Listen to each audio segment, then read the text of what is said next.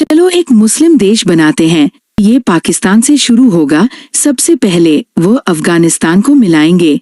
वैसे तो अफगानिस्तान नहीं मिलता, पर मुस्लिम देश है इसलिए मिलता है। बैठक बुलाकर मध्य एशिया के आधे देशों को भी मिला लेते हैं।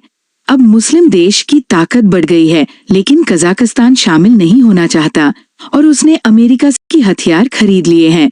लेकिन मुसलमानों की ताकत बढ़ गई है। अब मुसलमान पूरी ताकत से कजाकिस्तान पर हमला करते हैं, पर चीन मौके का फायदा उठाकर कजाकिस्तान की जमीन पर कब्जा कर लेता है। लेकिन जल्द ही कजाकिस्तान हार मान लेता है और मुसलमान चीन से कजाकिस्तान की जमीन ले लेते हैं।